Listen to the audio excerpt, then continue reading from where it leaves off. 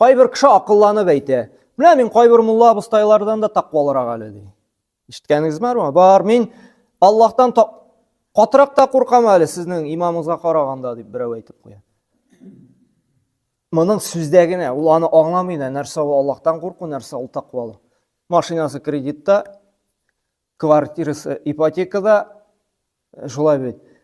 Малай вообще гражданский брак белән тора, шулай бит. Өстәлендә ите дә анда нейндә бер исерек шалган. Үзе каман нәрсә ди, мин тақвалык ди. Син каян беләсең соң тақвалыкның нәрсә икәнен, когда син гунахка чумгансың? Гыйлем. Чөнки без уйлаган әйбер, менә мин Аллаһтан куркам. Син үзең уйлап чыгарып Аллаһтан куркырга тиеш түгел.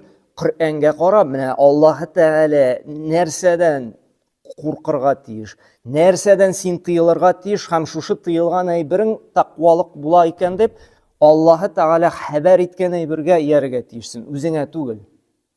Безнең бит миндә көчле. Менә мин беләм ничек дөрес дин тотырга, каян беләсең? Аллаһ Тәгалә кабул итә менә Коръәндә әйткән динне, һәм Пәйгамбәр саллаллаһу шушы Коръән белән яшәп күрсәткән динне генә. Әгәр дә һәрберебез трактат әйтә башлый икән, менә шулай дин тотырга кирәк анда, менә шулай Аллаһтан куркырга кирәк, менә шулай тақвалык була. Бу Аллаһ дине булмый, җәмәгать. Бу һәр кешенең нәфис дине була. Бу Раил дине була, бу Раян дине була, бу Рөстәм дине була, бу Дамир дине була. Әгәр дә син Аллаһка итәгать итәм, мин тақвалы дисең икән, чын-чынлап тақвалык нәрсә ул? Коръәннән син белешергә тиешсең.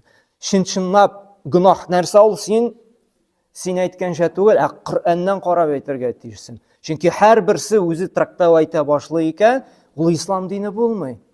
Ул нәфис дине була.